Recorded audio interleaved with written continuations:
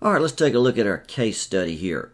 So you can see here at the top, we got a case study about altitude sickness. We got several sections of information and questions on each one. So let's start with section 1. So we've got Tim here, born and raised in Louisiana, works his entire life as a school teacher, now he's ready to retire. So he gets rich in the stock market, quits his job, and he wants to travel the world.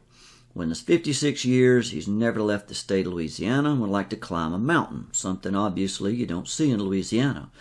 After many days of searching, Tim decides he wants to climb Mount Everest. Well, obviously Tim's way out of his league right here, but he's got the money for it. So months of preparation precede Tim's trip, but he's finally on his way. Tim reaches the base of the mountain by airplane on August 1st, and for the next 30 days, will move up and down the mountain, allowing his body time to acclimate to the reduced oxygen content of the air. You've probably heard how high altitude environments are very different from what most people are accustomed to. So Tim has a great trip without any trouble till he reaches the base camp at 17,500 feet. And while at base camp, Tim notices that he's breathing rapidly and he's a little short of breath. On his first night, he's awakened after realizing that he stopped breathing for extended lengths of time. Along with the sleepless nights, Tim has to frequently urinate. So look at question set 1 right here. What is this process called when mountain climbers move up and down the mountain to allow their bodies to get used to the reduced oxygen content of the air? Acclimation. So you can sort of think as acclimation as adaptation. This individual's body has to acclimate or adapt to this reduced oxygen content of the air.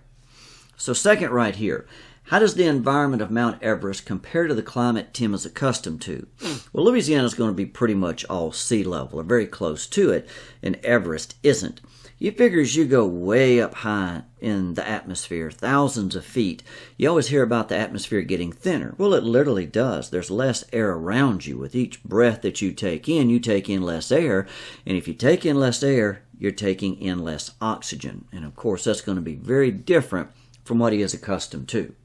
So number 3 right here, do you think that Tim should have driven into base camp instead of flying? Absolutely, because you figure if he had driven in, it would have been a very slow altitude change, where flying is a whole lot faster. So that wasn't the best idea right there, but maybe he didn't have an option. Number 4, do you think that Tim's job has helped preparing for the trip? Probably not. Now, Tim had a job that was very physical. He had so many changes in the body. Probably have a bigger, stronger heart, more well-developed lungs, perhaps a higher hematocrit, meaning more red blood cells per percent of blood volume, and many other changes. So a very physical job would have been the better. Number 5, why is Tim breathing so rapidly? Well, now that he's suddenly in a much thinner atmosphere, every time he breathes in, he takes in less air, he takes in less oxygen. So with less oxygen being taken in, he has to breathe a little bit faster to make up for what's being lost with each breath. Number 6 here, Tim has noticed that he stopped breathing regularly at night. What is this condition called? Well, most everybody has heard of sleep apnea. Now, apnea means a loss of breathing. If you put sleep in front of it, well, it means at that particular time. So a lot of things can cause apnea. Number 7, what is causing this absence of regular breathing at night? Well, think about this. While Tim is awake and conscious, he's aware that there's a little something wrong. He's probably trying to breathe a little bit deeper and a little bit faster. He probably can't quite tell what it is, but he can tell he's not getting in as much air and oxygen as what he's accustomed to. So while he's conscious and awake, he's going to breathe a little bit too rapidly. There's going to be a little bit of hyperventilation going on there. Well, if he breathes faster to get in more oxygen, he's going to at the same time blow off too much carbon dioxide. So then he goes to sleep. So think about this. He's balanced his oxygen, but now he's blown off too much carbon dioxide. When he goes to sleep, autonomic nervous system picks up all of his autonomic functions, so he can no longer override it with his conscious thought. And you have to remember that carbon dioxide is the primary regulator of your breathing, ventilation, however you want to look at it. So while he was awake, he was breathing faster to get in more oxygen, but upset the CO2 balance, which is now too low. So when autonomic nervous system kicks in while he's sleeping, it's more worried about the CO2 than it is the oxygen. So he stops breathing for short periods of time. That's the sleep apnea. If you stop breathing and hold your breath for a while, CO2 levels will build up. And his CO2 levels have gotten too low due to the hyperventilation while he's awake. So that's his body setting the CO2 right. Number 8 here, why is Tim urinating frequently? Another thing the body can do that if someone has inadequate oxygen delivery is they'll start to get rid of more and more water. Now think about why that would help someone out. If they don't have adequate oxygen delivery, if you get rid of some of the water in the blood, more than what you usually do, that'll bring all the red blood cells closer together. Remember, your reds are floating around in that watery part of the blood called the plasma. So if you lose more water, you're concentrating the reds. Now you've got a greater concentration per volume of blood, and that helps to deliver more oxygen. So that's what the frequent urination is about. Number 9, should Tim be concerned about the symptoms he's showing? At the moment, this is pretty much normal, what you would expect for somebody going into this type of environment. So let's look at section 2 right here. A few days later, Tim makes his way to up to Camp 1 at 20,000 feet. Later that day, Tim has a persistent headache followed by the accompanying symptoms, loss of appetite, fatigue, and dizziness. The symptoms are mild and Tim ignores them. He doesn't want to appear weak to the other members of the group, doesn't want to ruin anybody's trip, so he doesn't say anything. Tim did have one small drink on the previous day to celebrate his arrival, and now he feels about like he has a hangover. So with question 1 right here, what condition has Tim now developed? He's got now what's called acute mountain sickness. Acute means something has a rapid onset. Something to do with the mountains and a sickness. There's some kind of problem going on.